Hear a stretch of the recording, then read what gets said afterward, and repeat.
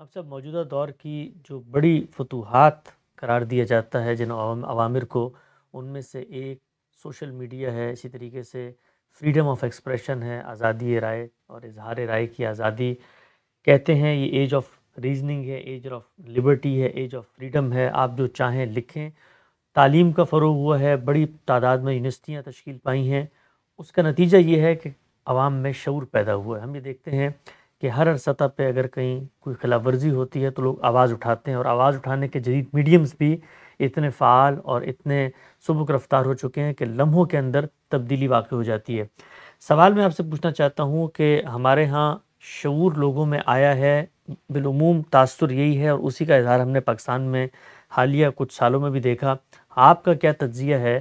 کیا پاکستانی عوام میں شعور پیدا ہوتا ہوا آپ کو نظر آتا ہے؟ جو کچھ معاملات پہلے تھے عوامی سطح پہ، اس کے اندر بہتری آئی ہے؟ میرے نزدیک شعور کو پہلے سمجھنا چاہیے وہ ہے کیا چیز۔ شعور کا مطلب یہ ہے کہ میرا رد عمل، میرا اظہار رائے، میرا کسی چیز کو دیکھنا، اس میں کوئی زاویہ نظر اختیار کرنا، اب یہ علم و استدلال پر مبنی ہو۔ شعور اس چیز کا نام نہیں ہے کہ میں نے کچھ حقائق پہلے نہیں سمجھے ہوئے تھے، اب میں نے سمجھ لیے۔ اصل چیز یہ ہے کہ اس کے سمجھنے کا عمل کیسے ہوا ہے۔ کیا وہ علم و استدلال کی بنیاد پر ہوا ہے؟ یعنی میں نے فی الواقع چیزوں کا تجزیہ کرنا سیکھ لیا ہے، میں نے ان کو صحیح جگہ پر رکھ کر دیکھنا سیکھ لیا ہے، میں نے ان کے ماضی حال کو اس ربط کے ساتھ سمجھنا سیکھ لیا ہے جس کے ساتھ چیزوں کو سمجھنا چاہیے۔ یہ شعور ہے۔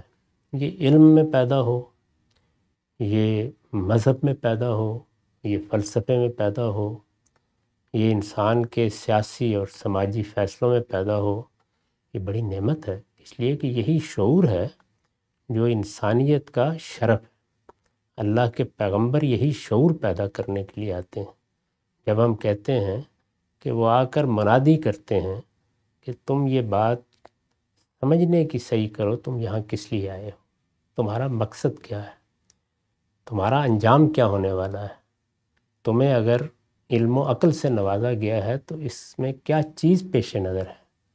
ان سب چیزوں کو ان کے صحیح ربط سے سمجھ لیا جاتا ہے تو اس کائنات کی اور انسان کی صحیح معرفت پیدا ہو جاتی ہے۔ جب صحیح معرفت پیدا ہو جاتی ہے تو روابط اور تعلقات کو ان کی جگہ رکھنا ممکن ہو جاتا ہے۔ تو شعور کے لفظ کو پہلے دیکھنا چاہیے، اس کا مطلب کیا ہے۔ اگر تو یہ شعور پیدا ہوا ہے تو پھر اس کا ظہور ہوگا ایک خاص طریقے سے۔ وہ ظہور انسان کو قائم بالقسط کر دیتا ہے۔ یعنی پھر وہ ظہور جذبات کے اظہار کی صورت میں نہیں ہوتا، وہ پروپیگنڈے کی صورت میں نہیں ہوتا، وہ باتوں کو اپنا رنگ دینے کی صورت میں نہیں ہوتا۔ وہ پھر انسان کو اس جگہ کھڑا کرتا ہے جس جگہ اللہ کی کتاب کھڑا کرتی ہے کہ یا ایھا الذین آمنوا کونوا قوامین للہ شہداء بالقسط۔ یعنی وہ پھر حق کا، سچائی کا گواہ بن جاتا ہے۔ اس کا بڑا سادہ امتحان وہی ہے جو خود اللہ تعالیٰ نے بیان فرما دیا ہے۔ یہ بتایا ہے کہ یہ دیکھو کہ تمہاری کیا صرف یہ خواہش ہے کہ تمہارے لیے پورا تولا جائے، یا تمہاری یہ خواہش ہے کہ تم پورا تول کر دو۔ تو اگر تو یہ خواہش ہے کہ میرے لیے پورا تولا جائے، میرے رہنما، میرے لیڈر، میرا فکر، میرا علم، میرے مطالبات، ان کے معاملے میں تو ہر شخص صحیح جگہ پر کھڑا ہوتا ہے۔ نہیں، اس کے مقابل میں جب کچھ دینے کی نوبت آ جائے، جب تمہیں اپنا جائزہ لینا پڑے، جب تمہیں اپنی محبت کا تجزیہ کرنا پڑ جائے، اس وقت دیکھو کہ تم سچائی کی بات کرتے ہو، اس وقت بھی اتنے ہی بیدار ہوتے ہو، اس وقت بھی تمہارا اضطراب یہی ہوتا ہے، اور اس وقت بھی شدید خواہش ہوتی ہے کہ میں تول رہا ہوں۔ تول رہے ہوتے ہیں نا، اصل میں جو کچھ دے رہے ہوتے ہیں، میں تول رہا ہوں تو کہیں اس میں کوئی چھٹانک بھر، کہیں ماشا بھر کمی نہ رہ جائے، بلکہ کچھ زیادہ ہی دے دوں۔ تو اگر تو یہ صورتحال ہے تو واقعی شعور پیدا ہوا ہے، ورنہ وہی چیز ہے کہ لینے کے باٹ اور ہیں، دینے کے باٹ اور ہیں۔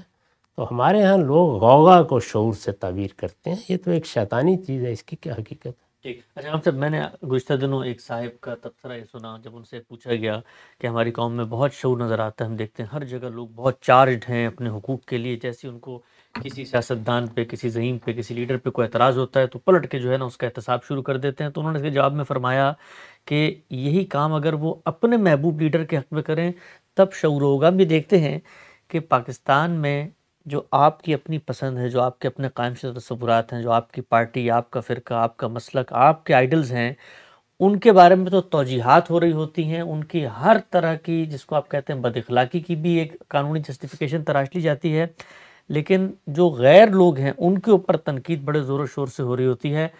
آپ کو اس میں کوئی تبدیلی نظر آئی پاکستان میں؟ یہ سلسلہ جس طرح سے پہلے تھا اور ہمارا خود بر صغیر کا پس منظر یہ ویسے ہی جاری ہے؟ بالکل اسی طرح جاری ہے، کوئی ادنا درجے تبدیلی نہیں آئی۔ تبدیلی تو تب ہوتی جب کہ لوگوں کے درمیان حقیقت کا شعور پیدا ہوتا، تجزیہ غیر جانبدارانہ ہونا شروع ہو جاتا، لوگ کسی بد اخلاقی پر، کسی قانون شکنی پر، کسی حدود سے تجاوز پر اپنے رہنماؤں، اپنے دانشوروں، اپنے سیاستدانوں اور اپنے علماء پر بھی اسی طرح تنقید کر رہے ہوتے جس طرح وہ دوسروں پر تنقید کرتے ہیں۔ اگر یہ چیز پیدا ہو جائے تو پھر تو کیا کہنے۔ میں نے وہی عرض کیا نا کہ مجھے جس دین نے شناخت دی ہے، میں مسلمان ہوں، اس نے تو میرے ایمان کا سب سے بڑا تقاضا یہی بیان کیا ہے کہ میں قائم بالقسط ہو کر رہا ہوں۔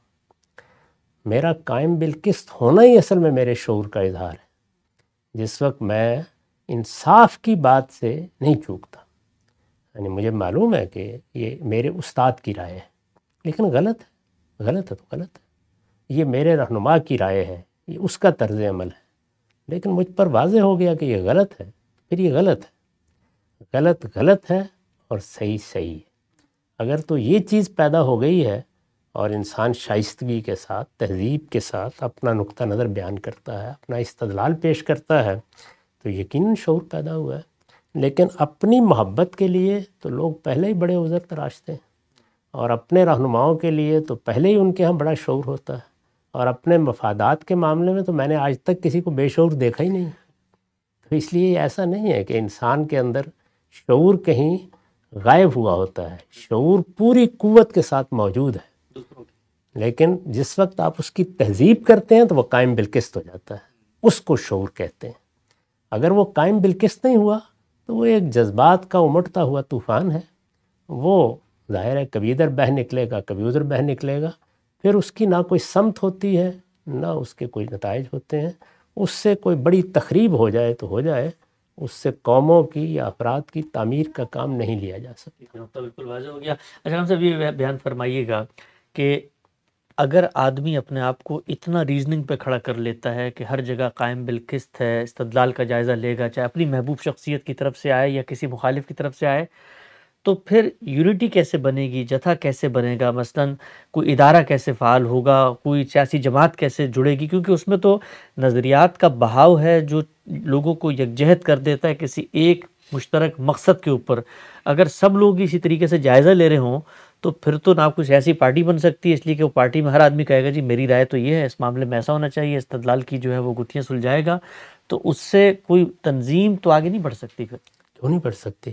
اس کا نتیجہ تو آپ یہ بتا رہے ہیں کہ پھر ریاست بھی جمہوری اصولوں پر نہیں بن سکتی، پھر عدالتوں میں بھی فیصلے نہیں ہو سکتے۔ ان سب میں کیا یہی جذباتی فضا پیدا کی جاتی ہے؟ لوگوں کو اس کا احساس دلانا چاہیے کہ حقیقی تعلق علم و استدلال سے پیدا ہوتا ہے، وہ پھر حقیقی تعلق ہوتا ہے۔ اس میں رہنما بھی، وہ علماء ہیں، وہ سیاستدان ہیں، وہ دانشور ہیں، وہ متنبع رہتے ہیں۔ میں نے بارہا یہ عرض کیا ہے کہ جس وقت آپ کو اپنے رہنماؤں کے بارے میں کوئی فیصلہ کرنا ہے، رہنماؤں کے بارے میں فیصلہ تو کرنا پڑتا ہے۔ آدمی اپنے لیے کسی بھی علم میں کسی استاد کا انتخاب کرتا ہے، وہ کسی دانشور کے بارے میں یہ خیال کرتا ہے کہ یہ مجھے زندگی کے حقائق کا بہتر تجزیہ کر کے دے دے گا۔ ایسے ہی سیاسی رہنما ہے، لیڈر ہے، تو یہ انسان جب یہ فیصلہ کر رہا ہوتا ہے تو سوال یہ اس نے کیا چیزیں پیش نظر رکھی ہیں۔ سب سے پہلی چیز جو دنیا کے کسی بھی معاملے میں رائے قائم کرتے وقت سامنے رکھنی چاہیے وہ ضابطۂ اخلاق کی پابندی ہے۔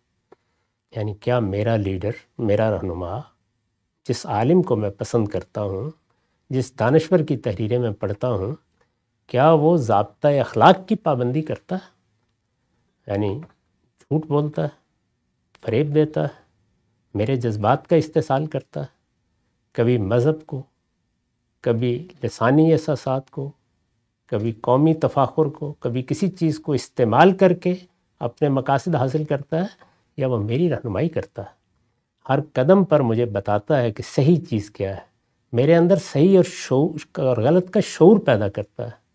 وہ پھانسی کے تختے پر بھی کھڑا ہو کر کبھی جھوٹ بول کے کوئی مقصد حاصل نہیں کرتا، بلکہ سچائی اور آخری درجے کی سچائی بتانے کی صحیح کرتا ہے۔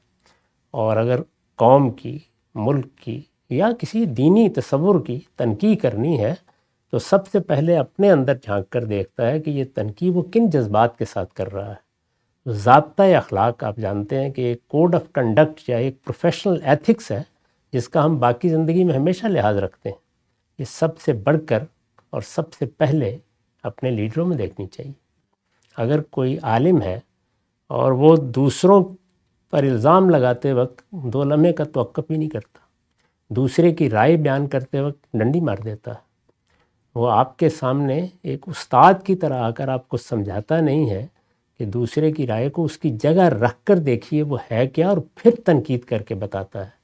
اگر وہ ایسا نہیں کرتا بلکہ پروپیگنڈے کے طریقے بیان کرتا ہے، وہ پروپیگنڈا کرنے کی تربیت دیتا ہے، وہ چیزوں کو افراد کے حوالے سے دیکھنے کا جذبہ پیدا کرتا ہے، تو کیا پھر کہا جا سکتا ہے کہ یہ کوئی عالم ہے؟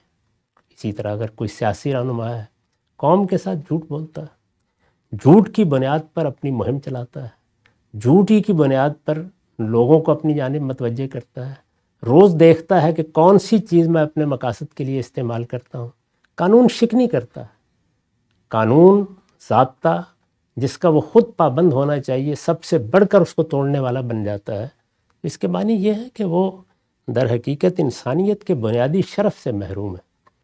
یہ چیز دیکھنے کے بعد پھر دیکھنا چاہیے کہ جس مقصد کے لیے میں کسی رہنما کا انتخاب کر رہا ہوں وہ عالم ہے، دانشور ہے، سیاستدان ہے، اس کی اہلیت بھی ہے یا نہیں اس میں، یعنی اس منصب کی ذمہ داریوں کو پورا کرے گا۔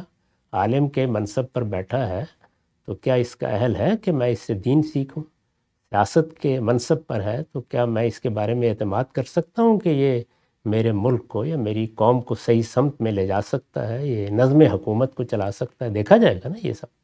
اور تیسری چیز یہ کرنا کیا چاہتا ہے، مقاصد کیا ہے، ویژن کیا ہے کہ ہر چیز کے کچھ مقاصد بھی ہوتے ہیں اور اس کا ایک زاویہ نظر بھی ہوتا ہے جس کو سامنے رکھ کر کوئی عالم آپ کو کسی چیز کی ترغیب دیتا ہے، کوئی سیاستدان، کوئی دانشور۔ یہ تینوں چیزیں جب تک آپ صحیح توازن کے ساتھ دیکھ کر فیصلہ نہیں کرتے اس وقت تک یہ کوئی شعور نہیں ہوتا، بلکہ وہی شور و غوغا ہوتا ہے جس میں بہا لے جانے کے لیے انسان بیتاب رہتے ہیں، اور بس اس کے لیے پھر لوگوں کے پاس وہی بات ہے کہ بڑے عذر ہوتے ہیں تراشنے کے لیے اور بہت بہانے ہوتے ہیں پیش کر دینے کے لیے، ورنہ 2 لمحوں میں امتحان ہو جاتا ہے کہ وہ اپنے مخالفین کے بارے میں حق بات کہنے کی ہمت رکھتے ہیں۔ یعنی اسی کو قرآن نے بیان کیا ہے نا، لا یجرمنکم شنآن قوم علی اللہ تعدلوا اعدلوا هو اقرب للتقوی، تمہیں کسی کی دشمنی بھی اس پر نہ ابھارے کہ تم کوئی بے انصافی کی بات کہہ دو۔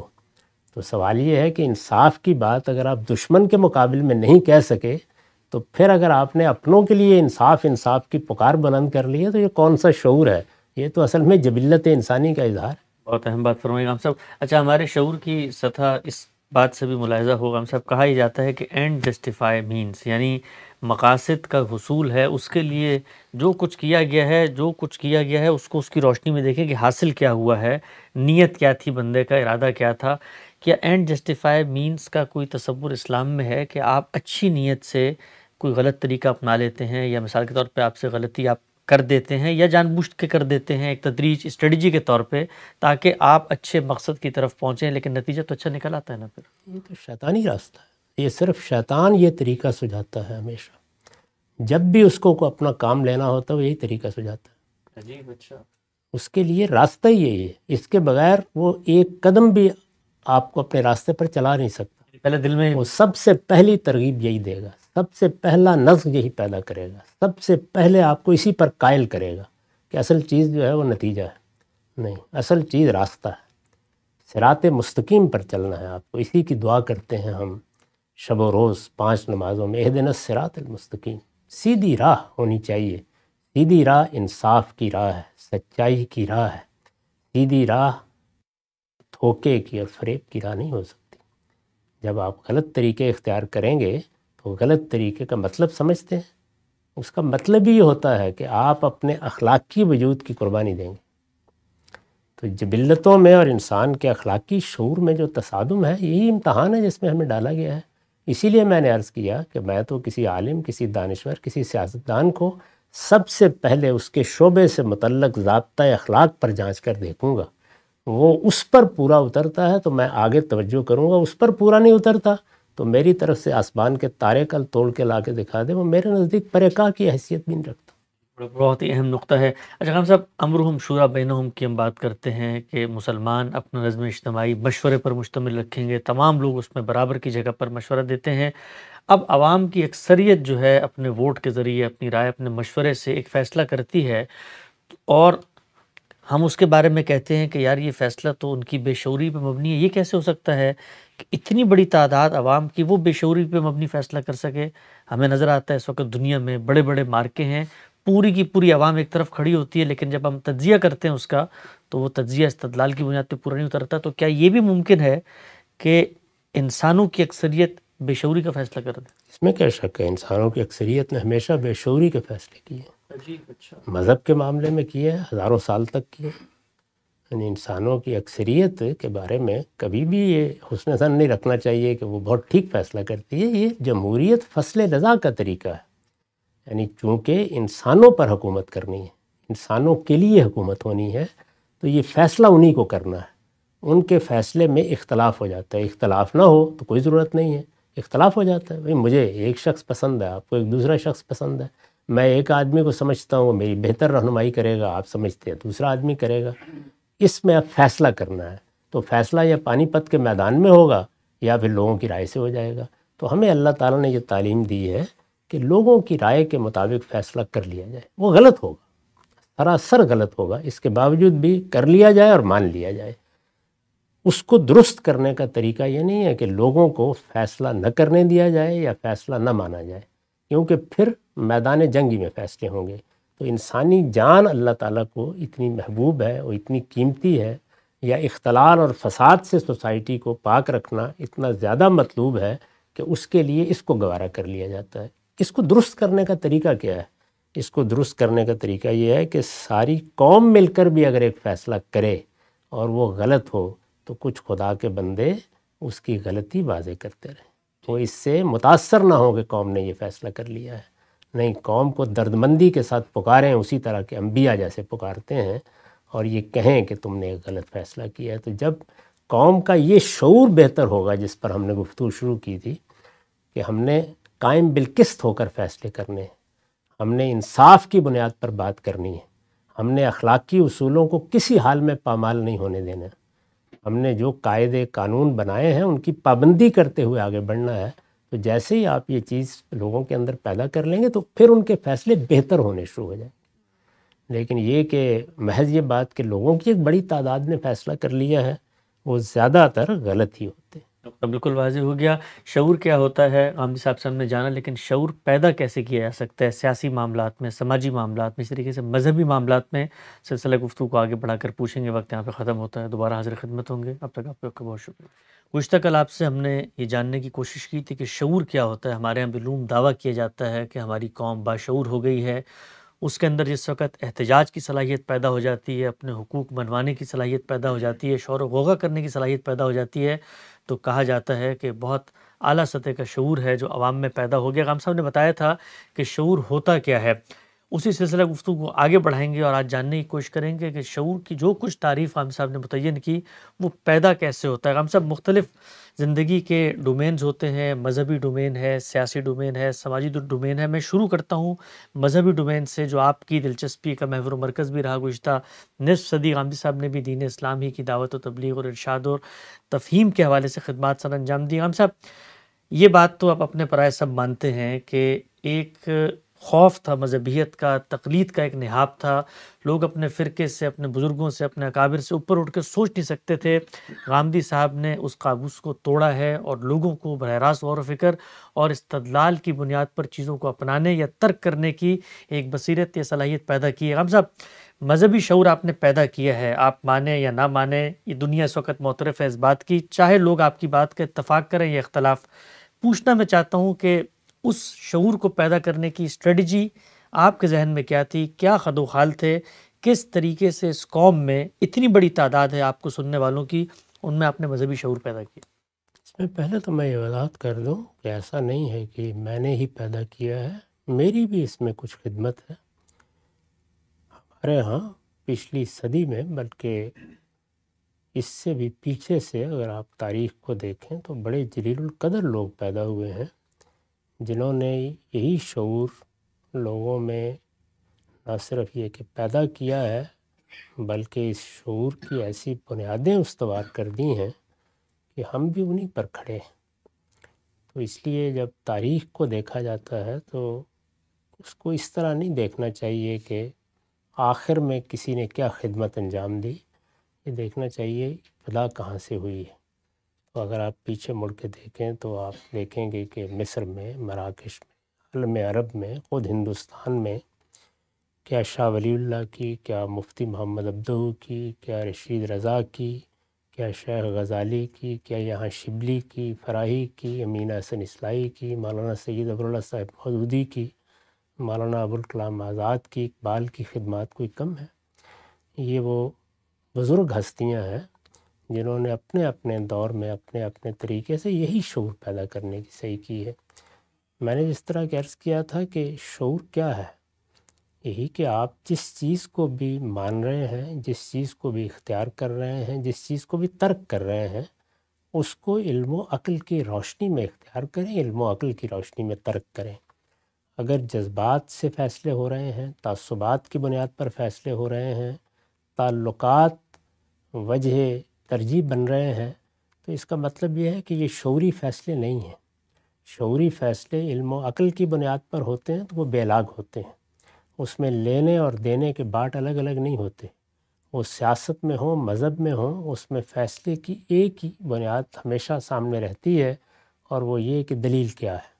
تو جب انسان دلیل کی بنیاد پر بات کرتا ہے تو نہ وہ غصے میں آتا ہے، نہ اس کے منہ سے کف نکلتے ہیں، نہ وہ آستینے چڑھاتا ہے، نہ وہ تان تشنیع کا رویہ اختیار کرتا ہے۔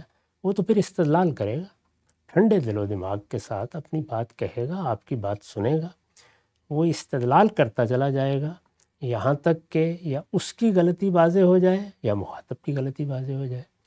ایک انسان جب کسی چیز کے شعور کی سطح پر اس کو سمجھ لیتا ہے تو اس کے معنی یہ ہیں کہ اس کے ہاں اب صرف دلیل کی حکومت قائم ہوگی۔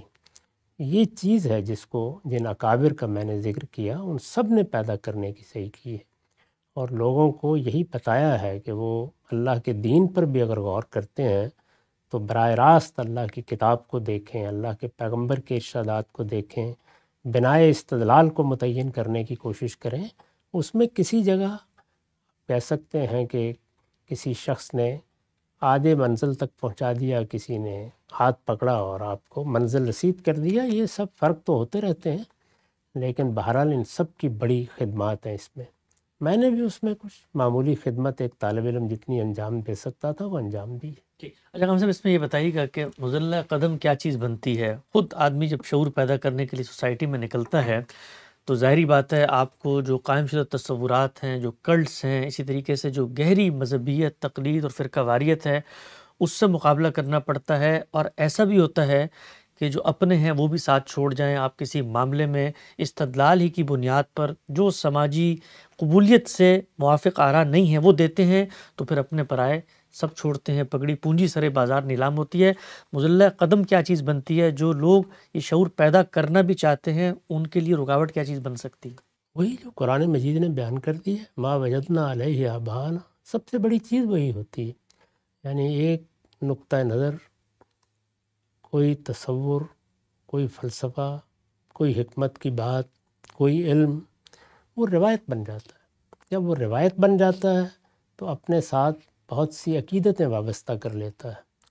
کسی قوم میں، کسی ملک میں وہ روایت اگر 2، 4، 5، 10 صدیوں کی روایت بن گئی ہے تو اس میں بعض بڑے لوگ پیدا ہو چکے ہوتے ہیں.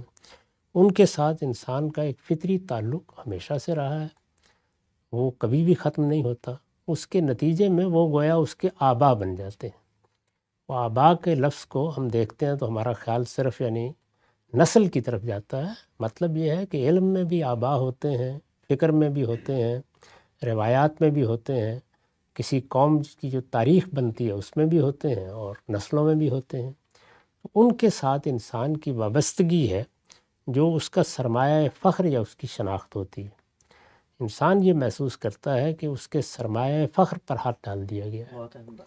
تو یہ وہی چیز ہے کہ یہ انانیت جو میرے اندر، آپ کے اندر اللہ تعالیٰ نے رکھی ہے، وہ فرد کی سطح پر بھی بڑی رکاوٹ بنتی ہے، اور وہی انانیت پھر کسی فرقے، کسی گروہ اور کسی جماعت کی انانیت بن جاتی ہے. جب وہ اس سطح پہ پہنچ جاتی ہے تو بڑی توانا ہو جاتی ہے، اس کے ساتھ معاملہ کرنے میں بڑی مشکل پیش آتی ہے. پھر سب سے بڑی رکاوٹ یہی ہوتی ہے. اجام صاحب نے فرمایا کہ ایک روایت بن جاتی ہے، اس میں بزرگ ہوتے ہیں، آبا کی ایک تاریخ اور اس کا ایک زور ہوتا ہے.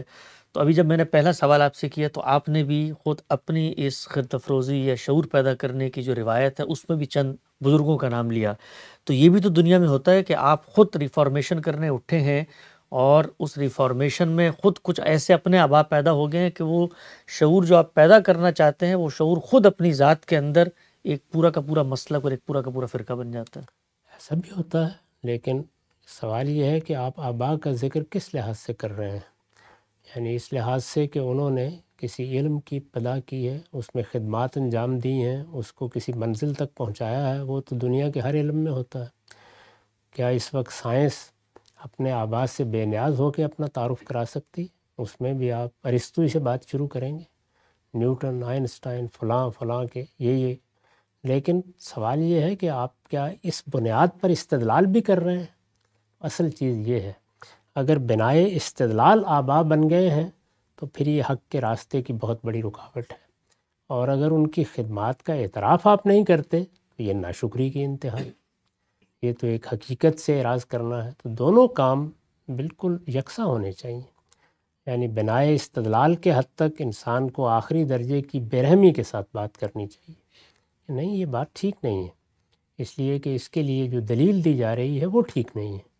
لیکن اس سے پہلے جو کچھ خدمات انجام دی ہوتی ہیں، سوال یہ ہے کہ وہ نہ ہوتی تو ہم پیدا ہی کیسے ہوتے؟ یعنی کیا یہ ممکن ہے کہ کوئی انسان پہلے دن سے آخری علم لے کے پیدا ہو جائے؟ دنیا کے کہاں ہوا ہے؟ یہ تو صرف پیغمبروں ہی کا کام ہے. تو ہم سب اپنے پیچھے کی علمی روایت کے محتاج ہوتے ہیں. یعنی لوگ پیدا ہوتے ہیں، وہ چیزوں کی تنقیح کرتے ہیں، وہ راستہ صاف کرتے ہیں، پھر آہستہ آہستہ ایک کے بعد دوسرا قدم اٹھایا جاتا ہے. اگر یہ تسلسل کے ساتھ اٹھایا جاتا رہے تو یہ روایت تو سب سے پاکیزہ روایت ہے. یہ اصل میں تنقیح کی روایت ہے، تنقید کی روایت ہے. اس سے انسان آگے بڑھتا ہے. اس کو آپ اپنے لیے کوئی مسئلہ بنا لیں اور یہ کہیں کہ اب اس سے انحراف جائز نہیں ہے، یا انحراف ہو گیا تو ہم گمراہ ہو جائیں گے، یا اسی کو مضبوطی سے پکڑ کے رہنا چاہیے. علم و عقل کا آخری درجے میں بھی کوئی استدلال سامنے آ گیا تب بھی نہیں سنیں گے.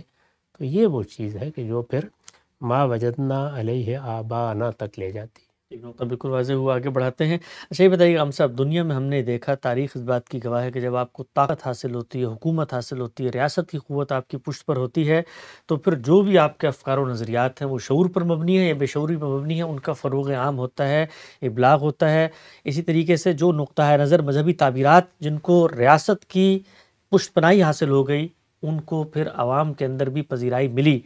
یہ ممکن ہے کہ جو لوگ اس وقت شعور کی اس لہر کو پیدا کر رہے ہیں وہ اگر حکومتوں اور ریاستوں کی طاقت کو حاصل کر لیں تو ان کا یہ عمل تیزی سے ہو سکتا ہے؟ فکری لوگوں کو یہ طاقت نہیں حاصل کرنی چاہیے. ان کی طاقت ان کا استدلال ہی ہے. ان کے استدلال کے نتیجے میں اگر کسی تہذیب کو یہ موقع ملا ہے کہ وہ اپنی بنیادیں استوار کرے، اور وہ تہذیب اگر کوئی سیاسی طاقت بھی حاصل کر لیتی ہے تو فروغ ہوگا، اس لیے کہ یہ تو وہ چیزیں ہیں کہ پیغمبروں کی دعوت کو بھی اسی طرح فروغ ہوا ہے۔ یعنی رسالت مآب صلی اللہ علیہ وسلم کی دعوت جب تک استدلال کے میدان میں رہی، آپ جانتے ہیں کہ تھوڑے ہی لوگ تھے جنہوں نے اس کو سمجھا یا مانا، جب اس کو سیاسی قوت حاصل ہوئی تو بے پناہ فروغ حاصل ہو گیا۔ لیکن خود اہل علم کو یہ راستہ اختیار کر لیں، وہ یہ نہیں کبھی کرنا چاہیے، اس سے ان کے اپنے کام کو نقصان پہنچتا ہے، اور اس کی ضرورت بھی کیوں ہے؟ ہر کثیرہ بہر کار ساختہ، اللہ تعالیٰ نے ہر انسان کو الگ الگ صلاحیتیں دی ہیں۔ وہ لوگ جن کو اللہ نے یہ صلاحیت دی ہے کوئی علم کی تنقیح کریں، اس کے استدلال کو واضح کریں، اس میں پیدا ہونے والے مسائل کا حل کریں، ان کو شب و روز یہی کام کرنا چاہیے، ایک ایک چیز کی بار بار تنقیح کرتے رہنا چاہیے، اس کے مقدمات کو دیکھتے رہنا چاہیے، وہ صحیح جگہ پر استوار ہیں اس کا جائزہ لیتے رہنا چاہیے، یہی روایت اپنے تلامذہ میں آگے منتقل کرنی چاہیے۔ ان کا کام یہی ہے، اس سے متاثر ہو کر ارباب سیاست کوئی کام کرتے ہیں، قوم بحیثیت مجموعی کوئی نقطہ نظر اختیار کر لیتی ہے، بہت اچھی بات ہے، اللہ کا شکر ادا کرنا چاہیے، لیکن یہ ان کا کام نہیں ہے۔ اگر ہم سے بتائیے گا کہ ہم دنیا کے اندر جب بھی کوئی نئی فکر، نیا سافٹ ویئر بھی اپنے کسی ہارڈ ویئر میں انسٹال کرتے ہیں تو اس کے کچھ پری ریکوزٹس ہوتے ہیں، کچھ ڈرائیورز ہوتے ہیں جو انسٹال کرنے پڑتے ہیں جو اس کو سپورٹ کرتے ہیں۔ یہ جو شعور کی پوری تحریک ہے یا ایک پوری کی پوری دعوت ہے، یہ لوگوں میں منتقل کرنے کے لیے ضروری ہے نا کہ وہ ریسیونگ اینڈ پہ اس قابل ہوں کہ کم سے کم اس بات کو پرسیو کر سکیں، اس کو ڈائجسٹ کر سکیں، اس کو ایبزارو کر سکیں۔ تو مذہبی شعور پیدا کرنے کے لیے بھی عوام الناس کو پہلے کچھ آپ کو سکھانا پڑے گا، علم سکھانا پڑے گا، کوئی کریٹیکل انالیسس سکھانا پڑے گا، کوئی انٹرنیشنل حالات یعنی وہ کہاں کھڑے ہیں زمانے کی، مذہب کی موافقت، تو یہ پیچھے کا کام بھی کرنے کا ہے، وہ کام بھی کیا علماء کریں گے؟ سارے کام کرنے پڑتے ہیں، یعنی آپ اپنے رویے سے، اپنے طرز عمل سے ان ساری چیزوں کو لوگوں پر واضح کرنے کی صحیح کرتے ہیں۔ بہت سی چیزیں وہ ہیں جن کو زبان سے تنقیح کر کے واضح کیا جاتا ہے، بہت سی چیزیں ہیں جو لوگ عمل سے سیکھتے ہیں۔ اصلی چیز یہ ہے کہ اگر آپ شعور پیدا کرنا اٹھے ہیں تو اپنے شعور کی بھی نگرانی کرتے رہیں۔ یہ شعور پیدا کرنے والوں کے شعور کی نگرانی ہے جو اگر ہوتی رہے گی تو اس کے اثرات خود بہت ہوں گے۔ اگر استدلال کا دامن خود چھوڑ دیا، اگر خود جذبات کی راہ میں بہہ گئے اور خود رد عمل کی نفسیات کا شکار ہو گئے، پھر کہاں سے شعور پیدا ہوگا؟ اس میں رکاوٹیں پیدا ہو جائیں گی۔ تو علمی طریقے سے چیزوں کو پیش کرنا، علمی طریقے سے استدلال کی روایت ڈالنا، اپنے مخاطبین کے استدلال کی تنقیح کرتے وقت غیر معمولی احتیاط کے ساتھ معاملہ کرنا، یعنی دوسرے کا موقف کیا ہے، اس کی بنائے استدلال کیا ہے، وہ اس کو کہاں سے پیش کرتا ہے، دیانتداری کے ساتھ اس کو سامنے رکھ کے تنقیح کرنا، یہ چیزیں خود بہت لوگوں پر اثر انداز ہوتی ہیں، اور جب موقع ملے اس کی تلقین بھی کرنی چاہیے۔ یہ چیزیں ساتھ ساتھ چلتی رہتی ہیں، یعنی انسان علمی کام بھی کرتا ہے، علم کی تنقیح بھی کرتا ہے، اور رویوں کی اصلاح بھی کرتا ہے، جس طرح کہ میں نے عرض کیا زبان سے بھی کرتا ہے، عمل سے بھی کرتا ہے۔ اچھا، ہم سے ایک تنقید کی جاتی ہے آپ کے پورے ڈسکورس کے بارے میں کہ ان کے ہاں استدلال ہی استدلال ہے، جبکہ ایک بندہ مومن کے ہاں تو جذبہ جو ہے یا ایموشنز جو ہیں اس کی بھی بڑی ویلیو اور قدر ہوتی ہے، اور وہ ایموشنز ہی ہیں جو آپ کو بڑی سے بڑے معاملات کے اندر استدلال تو چلے آپ کو سمجھا دے گا، لیکن وہاں قائم رکھنے کے لیے آپ کی یہی خودی ہوتی ہے، آپ کی یہی غیرت ہوتی ہے جو چیزوں پر آپ کو پابرجا رکھتی ہے۔ تو ایموشنز اور شعور، کیا یہ کوئی متضاد چیزیں ہیں یا استدلال اور ایموشنز دونوں مل کے بھی ساتھ چل سکتے ہیں؟ دیکھیے، انسان پورا کا پورا ہی زیر بحث ہوتا ہے، انسان کے پاس ساری چیزیں ہیں، خواہشات بھی ہیں، جذبات بھی ہیں، اس کی جبلتوں کے تقاضے بھی ہیں، ساری چیزیں ہیں۔ ان تمام چیزوں کو آپ مخاطب کرتے ہیں۔ جب آپ مخاطب کرتے ہیں تو یہ دیکھنا پڑتا ہے کہ آپ کس دائرے میں کام کریں گے۔ تو یہ ہو سکتا ہے کہ جس دائرے کو آپ اپنے لیے منتخب کریں وہ صرف چند علمی چیزوں کی تنقیح کا ہو، یہ بھی ہو سکتا ہے کہ اس کے ساتھ بعض عملی چیزوں کی تنقیح بھی ہو رہی ہو۔ تو اس کا تعلق کسی ایک شخص کی کاوش سے ہوتا ہی نہیں ہے، یعنی کسی جگہ بھی اگر شعور پیدا کرنے کی کوئی قوت اٹھی ہے یا کوئی دعوت اٹھی ہے تو اس میں دسیوں لوگ کام کر رہے ہوتے ہیں، ہر آدمی اپنے اپنے طریقے سے یہ کام کرتا ہے۔ اس وقت جو ہم سے پہلے بعض لوگوں نے کام کیے ہیں وہاں بھی اگر آپ دیکھیں تو مختلف صلاحیتوں کے افراد ہیں، جب ان کی ایک بڑی قوت وجود میں آ جاتی ہے تو وہ اپنے اپنے طریقے سے مختلف شعبے سنبھال لیتے ہیں اور یہ کام کرتے رہتے ہیں۔ ان سب چیزوں کو ایک ہی شخص سے برآمد کرنے کی کوشش نہ کرنی چاہیے اور نہ اپنے آپ کو اس امتحان میں ڈالنا چاہیے۔ جب بھی اللہ تعالیٰ توفیق دے کوئی کام کرنا ہے تو بڑے ہی دیانتداری کے ساتھ جائزہ لینا چاہیے کہ میری صلاحیت کیا ہے، میں کیا کر سکتا ہوں۔ اپنے لیے اس میدان کا انتخاب کیجئے، اس میں آپ کام کرتے رہیے۔ یہ کوئی بات ہی نہیں ہے کہ فلاں کام نہیں، فلاں کام نہیں، فلاں کام اور فلاں کام کے لیے اللہ اور لوگ پیدا کرتا رہے گا۔ یہ ساری دنیا ہمارے ہی کسی کام پر منحصر نہیں کیا اللہ تعالیٰ۔ ہم سے 50 سال کم و بیش کا عرصہ ہے، آپ نے اپنی قوم کے اندر دینی شعور اجاگر کرنے پر محنت کی اور ایک دعوت، ایک فکر کو لے کر آپ گئے بھی پبلک میں، لوگوں سے جب لوگوں نے آپ سے مذہب کے بارے میں دریافت کیا تو پورے اعتماد سے جو نقطہ نظر تھا اس کو طرز و استدلال کے ساتھ بیان بھی کیا۔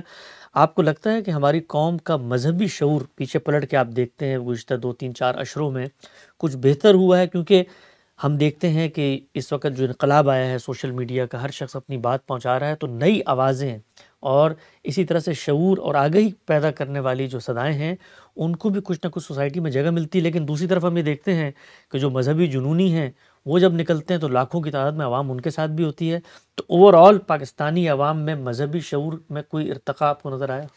دیکھیے، افراد کے درمیان یہ چیزیں پہلے پیدا ہوتی ہیں، وہ قومی سطح پر نمایاں ہو جائیں اس طرح کے تو ابھی آثار بھی نمودار نہیں ہوئے، اس میں بڑا وقت لگتا ہے۔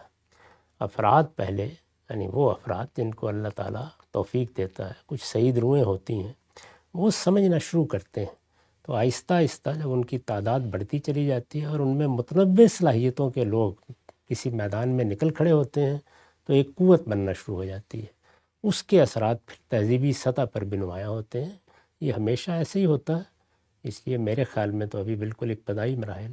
آخری سوال ہم سب آج کی نشست کا، یہ بتائیے گا، بڑی بحث ہے ہمارے ہاں کہ جب آپ تبدیلی پیدا کرنا چاہتے ہیں کسی بھی باب میں تو وہ اوپر سے نیچے آتی ہے یا نیچے سے اوپر جاتی ہے؟ یعنی آپ نے اشرافیہ کو، آپ نے جو زعمائے قوم ہیں، جو آپ کے قوم کے لیڈر ہیں، یہ دانشور ہیں، یہ طبقہ جو نمائندگی کرتا ہے، ان کو آپ نے تبدیل کر لیا تو ٹرکل ڈاؤن ایفیکٹ پہ عوام خود بخود تبدیل ہو جائے گی، یا عوام میں کام کرنا ہے ان میں تبدیلی آئے گی تو پھر اجتماعی طور پر تبدیلی آ جائے گی؟ مخاطب تو ہمیشہ وہی لوگ ہوتے ہیں جو سوسائٹی پر اثر انداز ہوتے ہیں، لیکن اللہ توفیق کس کو دے گا یہ وہ فیصلہ کرتا ہے۔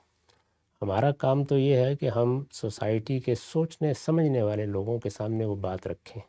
اس میں ضروری نہیں ہوتا کہ جو اس وقت لوگ قیادت کے منصب پر فائز ہیں وہ آپ کی بات سن لیں گے۔